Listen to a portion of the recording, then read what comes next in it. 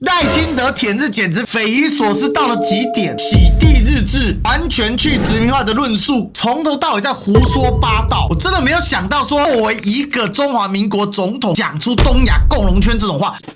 Ladies and gentlemen, welcome the host. 台湾总统直选30周年与民主韧性研讨会，它里面讲了很多了啊，比较要命的其实是在哪里？是在这一段啊。第二段是所有里面啊最悲哀的地方啊。这个他说啊，回顾台湾过去数百年历史，统治者重心往往不在台湾啊。荷兰统治南台湾的时候，将台湾作为东印度公司的生产据点；西班牙统治在摆摊一览啊。郑成功来台之后呢，台湾成为反清复明的根据地。然后呢，讲到这里就说统治者重心往往不在台湾。这最好笑的地方是，日本殖民台湾则是为了推动东亚共荣圈。东亚共荣圈这个就真的是一个夸张到极点了。因为什么是东亚共荣圈？来，这是日本在战争执政的时候的一个专有名词，叫大东亚共荣圈，又叫大东亚新秩序。这是日本的一个理论，什么理论？叫做日本领导之下呢，从欧美列强中的统治中解放亚洲，协助各殖民地独立。表面上叫做这样子，但事实上日本怎么做？日本就是去殖民这些国家，或者把这些国家呢沦为附庸国啊。共荣这个说法其实是日本皇军扩张帝国主义、军国主义当中啊那个非常虚伪造假的口号，目的是扩张日本的殖民统治，并且呢用帝国的铁蹄啊到处剥削侵略当地老百姓，不管是在台湾，不管是在朝鲜，在东北，在各个地方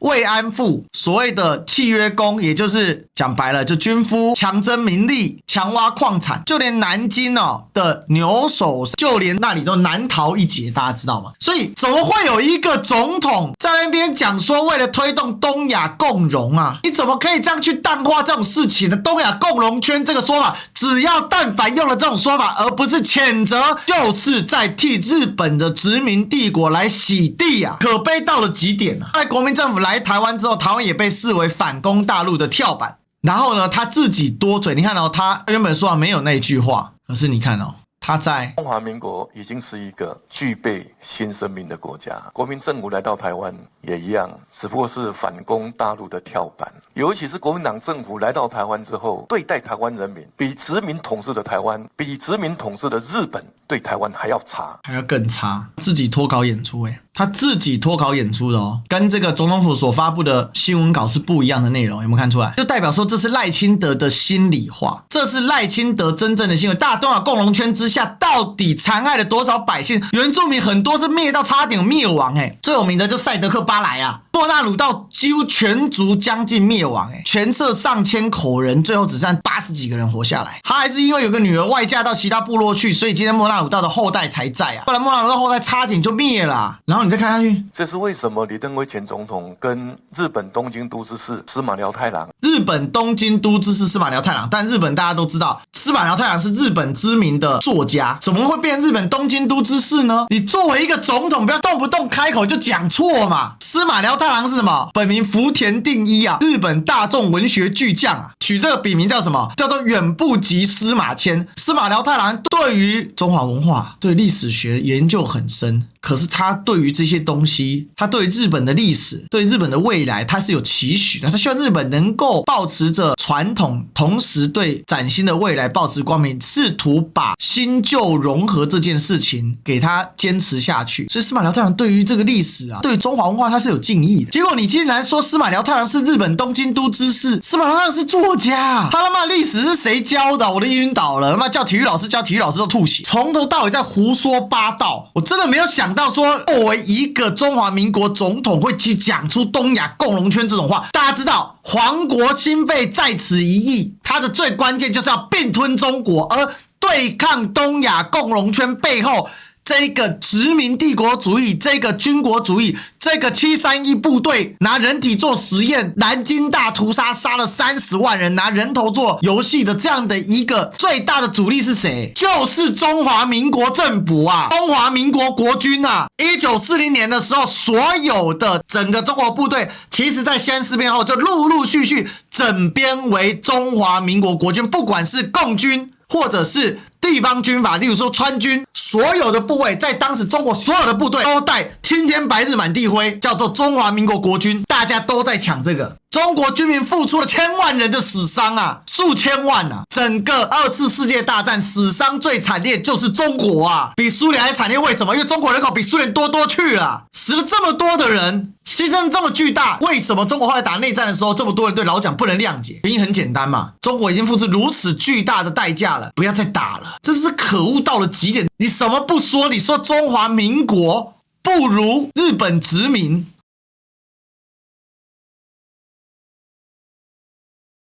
台湾人民借由总统直选，确立了政府合法性、民主正当性啊！他很自信呢，你看到吗？他今天很开心呢，也让台湾迈入民主巩固的重大里程碑。这是他们讲的。因为为什么是民主深化、民主巩固的重大里程碑呢？因为戒严的时候不能选总统，所以呢，他现在可以选总统。他现在选出台湾的总统。台湾人做主的总统，所以这叫民主深化、民主巩固的重大里程碑。因为李登辉的存在，所以李登辉为什么在台独的里面这么的重要？因为李登辉的当选验证了台湾民主的巩固跟深化这个过程。因为李登辉是台湾人，台湾人选台湾人的总统，跟我差不多年纪的或比我大一点的，一定有听过这个口号：台湾人选台湾人做总统，台湾选台湾的总统。总统一定要是台湾人当，如果总统不是台湾人当，他就不是总统。台湾是一个主权独立的国家，不管它的名字叫中华民国、叫中华民国台湾，或是叫台湾，如果跟征修条文一起看的话，台湾已经是一个，或者是中华民国已经是一个具备新生命的国家。好，这一段第一个马上回应了我刚才所说的，因为我投票，所以台湾已经有主权了。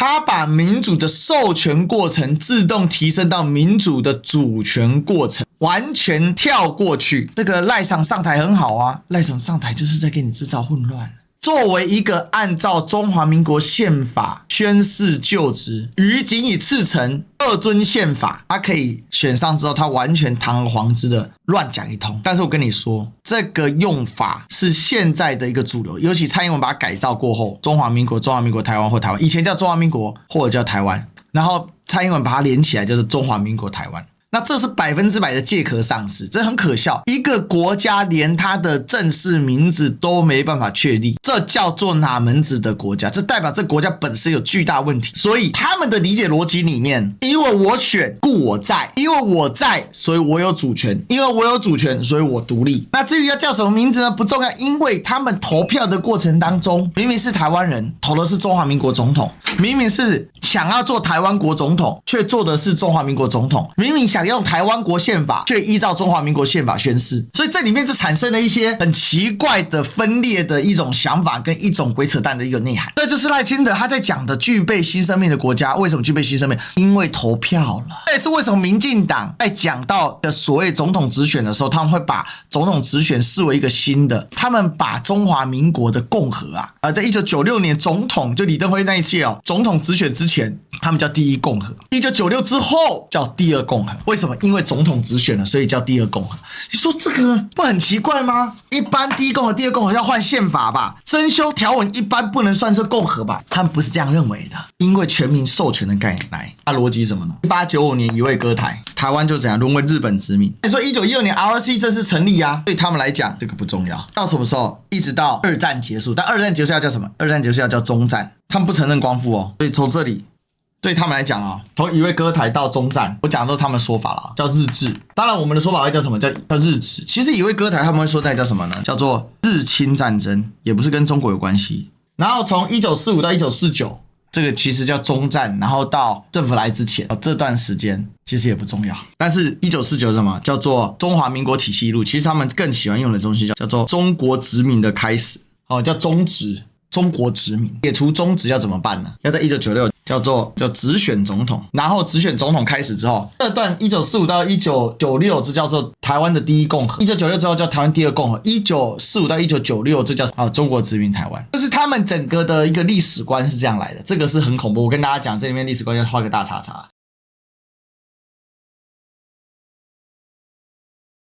只不过是反攻大陆的跳板，尤其是国民党政府来到台湾之后，对待台湾人民比殖民统治的台湾、比殖民统治的日本、比台湾还要差。哇，这简直是京剧爆裂啊！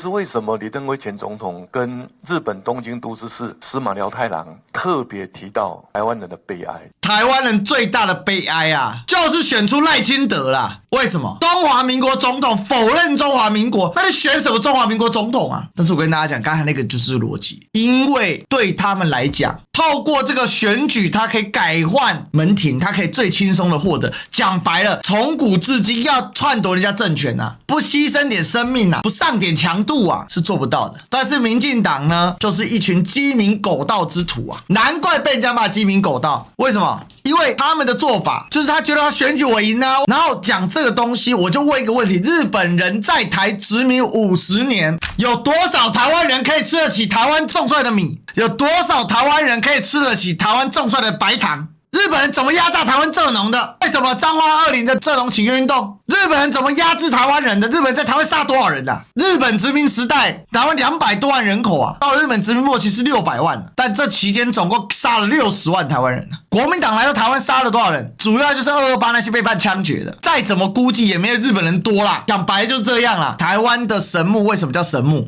以前台湾叫做4个字：参天老林。日本人来把台湾的这些老林砍得七七八八的，重点是这些砍掉的树，它完全没有回馈在台湾人身上。国民政府来到台湾之后，确实还是砍了不少树，但这些砍的树，它化作台湾经济成长，化作台湾政府要用的资金投入在台湾。请问台积电是日本人设立的吗？请问嘉南大圳是为了给台湾人供水用吗？不是的。嘉南大圳的功能是什么？让台湾的稻米跟蔗糖的产量得以增加，好让日本人可以低价收购稻米跟蔗糖。几乎全部都运回去日本。到今天，日本东京里面最大的那个神社，你去看它的鸟居，那一根参天巨木来自哪里？我去日本玩的时候，我看到了那一根神社上面写来自台湾的时候，我很震撼，非常震撼。天哪，原来台湾殖民就是如此的血淋淋、赤裸裸的刻在了这上面。那个神社就叫明治神宫。为什么叫明治神宫？明治天皇嘛。所以日本在整个明治维新之后，第一个来获取原物料来压榨的就是在台湾。台湾人最多走到皇民化，台湾人不会是日本人。为什么？因为台湾人去日本跟日本人到台湾，你的户籍都还是在原地。日本人到台湾叫出差，台湾去日本你依然是台湾籍。日本人对台湾人的分类叫什么？叫南支那人，意思是南方的中国人。什么叫做国民党政府对台湾人比日本人殖民还差？完全蔑视事实啊！赖清德是不是对10大建设也忘记啦？不是忘记，是挑着讲。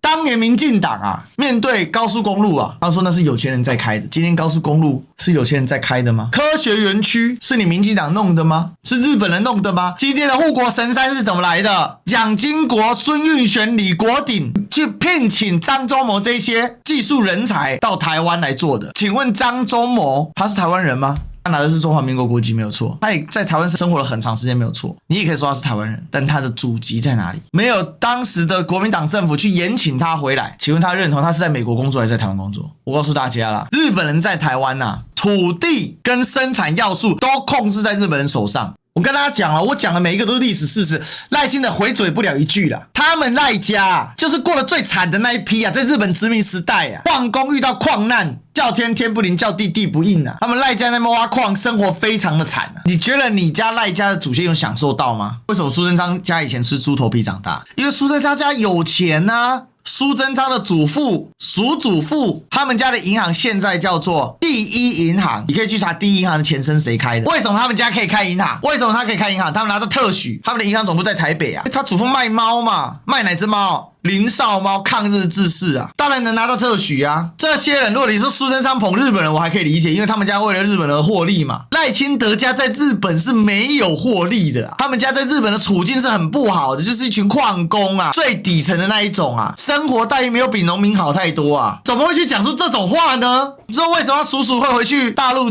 去漳州认祖吗？他舅舅去认祖吗？为什么？因为他们的家人知道赖家在日本时代其实过得不好嘛。日本殖民带给他们只有压迫，带给他们只有什么？只只有剥削。蔡英文他爸爸帮日本人修飞机赚得盆满钵满了，所以说蔡英文亲日或者是李登辉家族在日本人家是人上人啊，他们家是皇民啊，他哥哥是去当日本军官死掉的嘛，他们家是人上人嘛，所以说他们家舔日你还能理解啊？赖清德舔日简直匪夷所思啊，匪夷所思到了极点啊！你家在日本时代过得很差的啊，差劲透了。矿工在日本殖民里面是很低劣的职位啊。